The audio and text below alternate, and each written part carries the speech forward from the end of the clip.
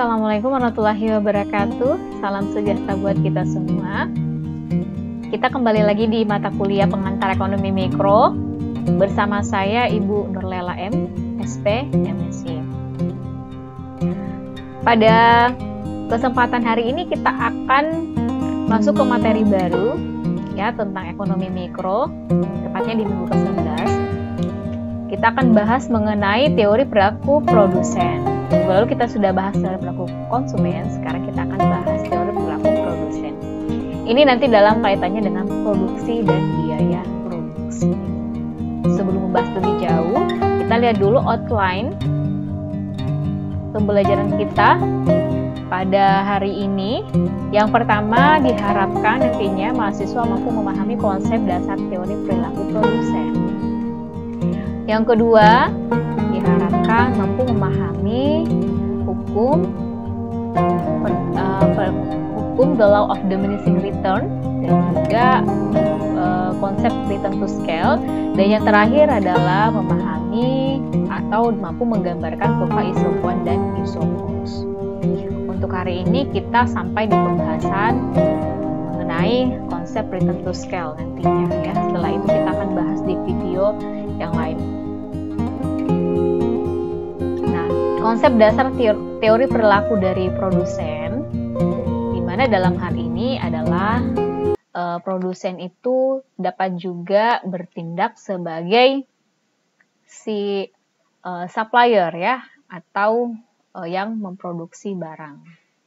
Jadi jika teori perilaku konsumen itu berhubungan dengan teori perilaku permintaan, maka perilaku produsen ini ada kaitannya dengan teori penawaran ya. Jadi dasarnya keputusan seorang produsen itu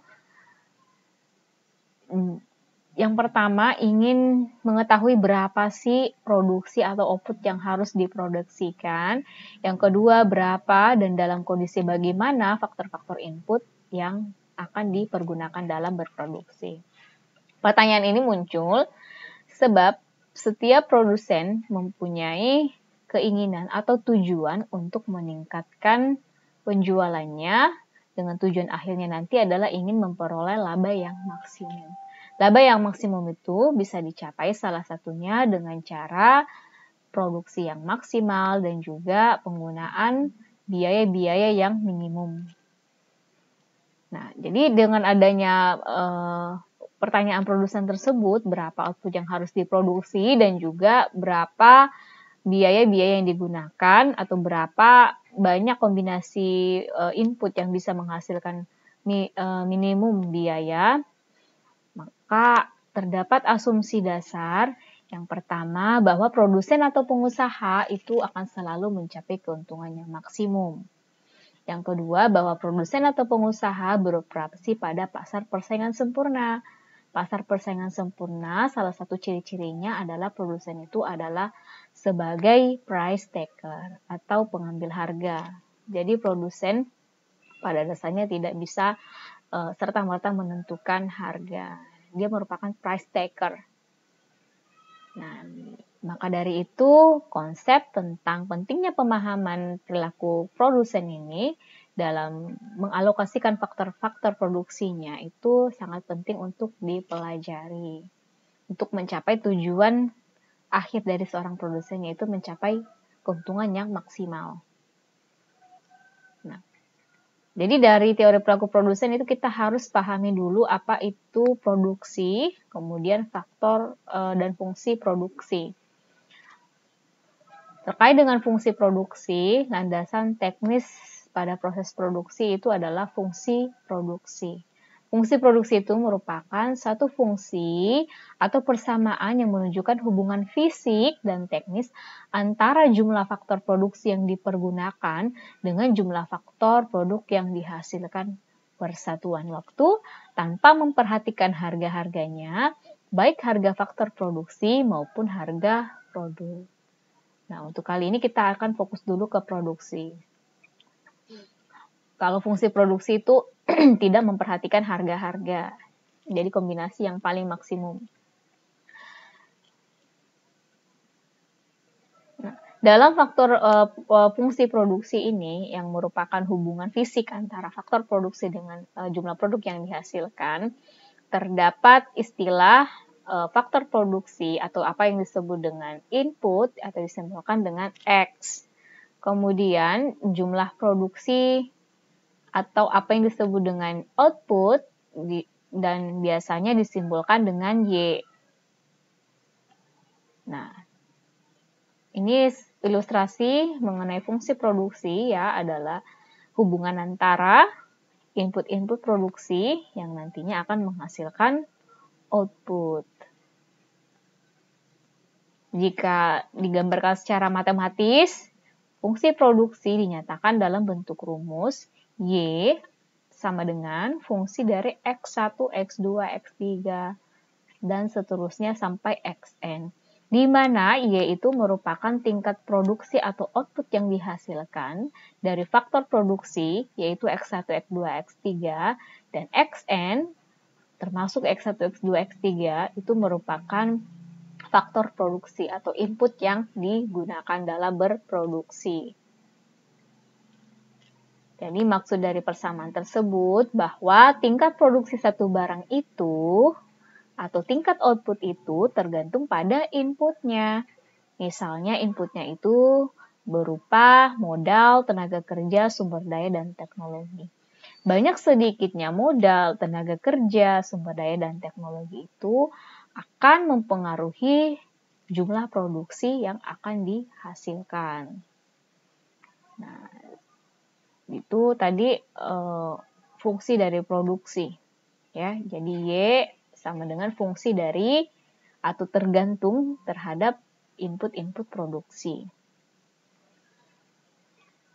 Nah, teori produksi dalam ilmu ekonomi membedakan analisisnya kepada dua pendekatan. Yang pertama, teori produksi dengan satu faktor peubah, ya, jadi satu aja yang dianggap berubah, misalnya modal saja, tenaga kerja saja.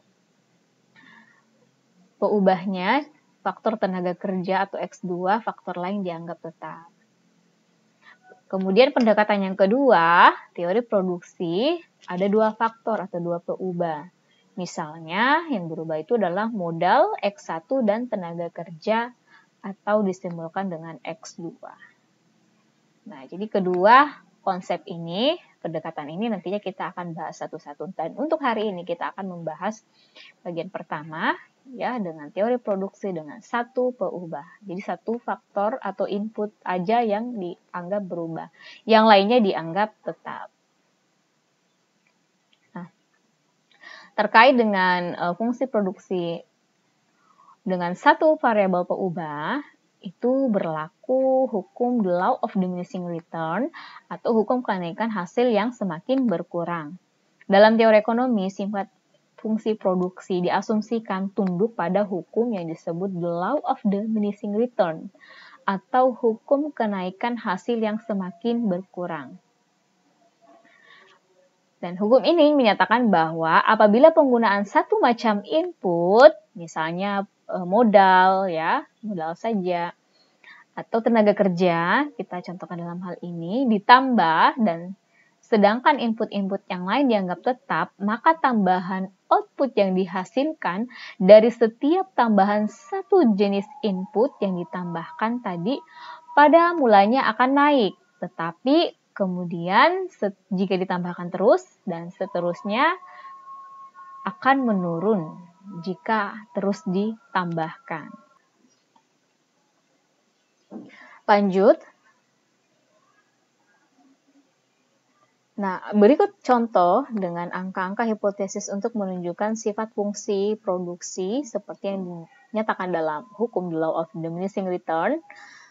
Dari hukum tadi bisa dipahami lebih lanjut jika digambarkan mungkin sebagai berikut. Berikut adalah faktor produksi yang dilambangkan dengan X. Ada 1, 2, 3, 4, 5, sampai 10. Kemudian ada tambahan faktor produksi, tambahannya berapa. Jadi setiap tambahan akan menghasilkan satu tingkatan, ya. Kemudian ada faktor produksi atau dalam hal ini ada output produksi yang disebutkan dengan Y. Kemudian ada marginal produk atau tambahan produksi dan juga produk rata-rata. Kita bisa lihat semua hubungan antara beberapa kolom di bawah ini ya, di mana ada marginal utilitas dan juga ada produk rata-rata. Dapat diketahui bahwa rata-rata produksinya persatuan itu semakin bervariasi ya. Jadi pada saat faktor produksi, misalnya dalam hal ini tenaga kerja 1, kemudian ditambahkan inputnya menjadi 2, maka akan terjadi juga peningkatan terhadap produksi. Kemudian berapakah marginal tambahan produk marginalnya? Produk marginalnya akan mengalami peningkatan. Tadi pada saat ditambah faktor produksi sebanyak 1 unit. Sedangkan produk rata-ratanya itu sebanyak 20. Produk rata-rata itu merupakan produk per setiap yang dihasilkan oleh 1 unit. Nah, pada saat inputnya ditambah 1 menjadi 2, maka outputnya menjadi 50. Tambahannya tadi adalah 30, sedangkan produk rata-ratanya adalah 25. Nah, setiap ditambah 1, maka akan meningkatkan produksi. Sekali lagi, setiap ditambah 1 faktor produksi ya terhadap input ini, maka akan meningkatkan jumlah produk. Ya, jadi setiap ditambah inputnya, output akan meningkat. Sedangkan tambahan produksinya atau marginal produksinya jika ditambahkan produksi itu dapat dilihat bahwa pada awalnya itu akan mengalami peningkatan. Peningkatannya dari 30, 40, 50. Nah, kemudian semakin ditambah inputnya, semakin ditambah maka tambahannya itu akan menjadi turun. Bahkan pada suatu titik tertentu atau dalam hal ini pada saat penggunaan faktor produksi sebanyak 9, maka produk marginalnya itu menjadi minus 2. Nah, produk rata-ratanya, kenaikan hasil akan semakin bertambah. Dapat dilihat dari produk rata-rata. Jadi tadi the law of diminishing return menyatakan bahwa pada saat penggunaan input itu selalu ditambah, pada awalnya akan mengalami kenaikan atau pertambahan hasil. Dapat dilihat dari rata-rata produksinya yang selalu mengalami peningkatan. Nah, pada saat tertentu tambahan produksinya itu akan mengalami penurunan. Nah, dapat dilihat juga dari produk rata-ratanya. Jadi semakin ditambah faktor produksinya sebanyak 1, maka tambahan produknya itu akan semakin menurun. Atau kenaikan hasilnya akan semakin berkurang. Jadi meskipun produksinya juga akan semakin meningkat, tapi tambahan produksinya itu akan semakin berkurang. Ya, dilihat dari marginal utilitasnya dan juga produk rata-ratanya. Nah, itu ya gambaran mengenai the law of diminishing return. Jadi pada saat satu waktu tertentu, tambahan input itu akan meningkatkan produksi. Juga tambahan produksinya akan meningkat. Tapi semakin ditambah, peningkatan produksinya malah akan semakin menurun. Dari tabel tersebut, jika digambarkan dalam grafik, dapat dilihat grafik biru ini, kurva biru ini merupakan total physical product atau apa yang disebut dengan produk rata-rata tadi, kemudian total produksi atau Y, kemudian garis warna hijau atau kurva warna hijau itu merupakan produk rata-rata atau average physical product. Nah, hubungan antara Y ya output dengan input ini bisa menggambarkan produk rata-rata dan juga total produksinya. Nah, ini tadi penggambaran dari tabel. Secara teorinya kita bisa lihat hubungan antara produksi total atau total produk atau disimbolkan dengan Y, kemudian produk rata-rata atau apa disebut dengan APP atau Average Physical Product, dan juga produk marginal. Marginal Physical Product atau produk tambahan. Untuk menganalisis fungsi produksi tersebut, perlu dipahami kurva-kurva yang berkaitan dengan 3 ukuran. Yang pertama, kurva produk total atau Total Physical Product atau TPP, yaitu kurva yang menunjukkan tingkat produksi total pada berbagai tingkat penggunaan input variabel. Nah, di sebelah kiri digambarkan dengan garis puncak ya, garis parabola di sebelah kiri atas. Nah, itu merupakan kurva Total Physical Product atau TPP atau Y. Nah, kemudian ada juga kurva produk rata-rata atau Average Physical Product atau APP, yaitu kurva yang menunjukkan hasil rata-rata per unit variabel pada berbagai tingkat penggunaan input. Sebelumnya sudah dicontohkan ya, kurva APP itu proses terbentuknya seperti pada gambar. Next. Nah, jadi kalau misalnya di gambar ini, APP itu jika digambarkan produk rata-ratanya itu digambarkan dengan kurva yang ada di bawah, itu di titik C, itu kurva rata-rata. Kemudian ada juga jenis kurva yang ketiga, itu kurva produk marginal atau marginal physical product, atau kurva tambahan produksi. Itu kurva yang menunjukkan tambahan output atau produksi yang disebabkan oleh penggunaan tambahan 1 unit input variabel. Kurvanya seperti ditunjukkan pada gambar di sebelah kiri bawah, KPM itu kurva produk marginal. Nah, jadi hubungan antara produk total dengan produk rata-rata dan produk marginal dapat kita lihat pada saat produksinya tinggi, meningkat, maka atau mencapai maksimum, maka KPM atau tambahan marginal produknya itu sudah stagnan ya. Artinya jika ditambah lagi inputnya dari 8 ke 9, maka produksinya akan turun. Dengan demikian tambahan produknya juga akan mengalami penurunan. Begitupun dengan kurva produk rata-ratanya juga akan mengalami penurunan. Nah, dan ini juga berlaku hukum kenaikan hasil yang semakin berkurang. Ini pada saat sebuah input terus ditambah, pada awalnya tambahan produksinya itu akan semakin meningkat. Tapi pada satu titik tertentu semakin ditambah, maka tambahan produksinya itu akan semakin berkurang atau malah menjadi minus ya tambahannya. Kita kembali lagi ya, segala sesuatu yang berlebihan itu pastinya tidak baik ya. Nah, begitupun dengan produksi. Kalau misalnya terus ditambah inputnya dengan asumsi bahwa misalnya inputnya itu adalah tenaga kerja. Semakin banyak tenaga kerjanya memang semakin bagus. Tapi semakin ditambah dengan asumsi semakin bagus. Nah, pada awalnya produksi akan meningkatkan produksi, tapi semakin ditambah bukannya malah akan meningkatkan produksi, malah akan menurunkan produksi dan produksinya semakin tidak produktivitas tenaga kerja tersebut semakin tidak efisien, apalagi dikaitkan dengan biaya tenaga kerja. Kita lanjut.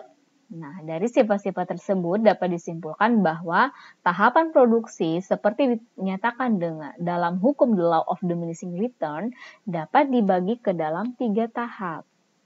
Tahapan yang pertama yaitu produksi total dengan penambahan hasil yang meningkat.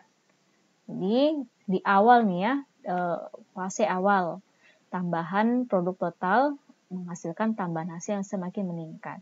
Tambahan hasil yang semakin meningkat itu diistilahkan dengan increasing return to scale. Kemudian tahapan yang kedua, setelah ditambah lagi inputnya dan mengalami increasing, maka produk total dengan pertambahan hasil turun atau diistilahkan dengan decreasing return to scale, dan produksi total yang semakin menurun. Jadi ada 2 istilah ya, dan ada 3 tahapan dalam kurva the law of diminishing return. Nah, ini ya kurva the law of diminishing return. Ini fase pertama di mana produksi akan mengalami increasing return to scale, dan fase semakin ditambah akan mengalami decreasing return to scale. Nah, dan inilah yang disebut dengan skala produksi ya. Jadi ada increasing return to scale, ada decreasing return to scale. Dan apabila tambahan input tersebut tidak menghasilkan tambahan atau penurunan terhadap produksi, maka itulah yang diistilahkan dengan constant return to scale. Ya, itu. Kita lanjut di teori produksi untuk di jangka pendek, produksi jangka pendek. Masa atau periode produksi di mana ada satu atau beberapa input yang penggunaannya tetap atau disebut dengan fixed input. Oleh karena itu, maka produksi jangka pendek berlaku selama teknologi dan kapasitas produksinya belum berubah. Jadi ada input yang tetap ya, artinya pada satu periode atau beberapa periode produksi, input tersebut penggunaannya tetap ya atau sama, tidak berubah. Itu disebut dengan jangka pendek. Nah, bisa dicontohkan di sini tabel produksi input tetap, di mana ada input tetap X1, artinya tidak mengalami perubahan selama produksi, penggunaannya tetap sama, dan input yang berubah itu adalah variabel X2.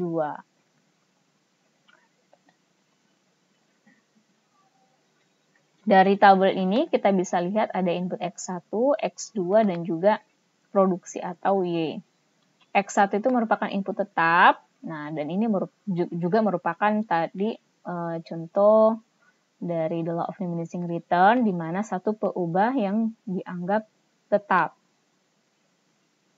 Dan peubah lainnya itu berubah ya, dalam hal ini adalah X2. Nah, pada saat input X2 sama dengan 0, maka produksinya juga 0. Pada saat X2 ditambah jadi 1, maka produksinya menjadi 3. Pada saat ditambah menjadi 2, maka produksinya menjadi 8. Dan terus mengalami peningkatan sehingga produksinya juga meningkat. Tapi pada saat penggunaan input sebanyak 6, produksinya mengalami penurunan. Nah, tambahan produksi jika X2 ditambah itu ditunjukkan dengan marginal produk. Marginal produk ini merupakan selisih antara delta Y dan juga delta X. Ya. Jadi marginal produk atau tambahan produksinya itu pada saat peningkatan input yang terus dilakukan, maka marginal produknya sebesar 3. Pada saat ditambah lagi menjadi 5. Dan pada saat tertentu akan mengalami penurunan. Begitupun dengan average product. Average product ini merupakan rata-rata ya, atau pembagian antara input dan output. Ya, pada saat outputnya 3, outputnya 1, 3 bagi 1 sama dengan 3. Outputnya 8, inputnya 2, 8 bagi 2 sama dengan 4. Nah, dan seterusnya ya. Nah, kalau elastisitas, nah, itu merupakan koefisien. Ya. Nanti untuk kedepannya akan dibahas mengenai elastisitas. Nah, jadi dari informasi X1, X2, dan Y, kita bisa ketahui marginal produknya dan juga average product. Marginal produknya tadi diperoleh dari selisih antara delta Y dan juga delta X. Misalnya untuk misalnya untuk MP sama dengan 3. Bisa kita lihat bahwa delta Y 3 dikurang 0 sama dengan 3, dan juga 1 dikurang 0 sama dengan 1, kemudian dibagi hasilnya 3 bagi 1 sama dengan 3. Nah, itu merupakan marginal produk untuk mendapatkan angka-angka ini ya. Baik,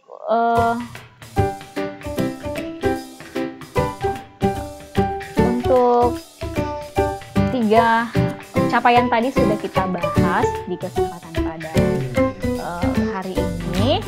Untuk kedepannya mengenai teori konsep perilaku produsen kita akan sambung lagi. Jika ada yang kurang dipahami, ingin bertanya, silakan nanti komen di kolom komentar. Atau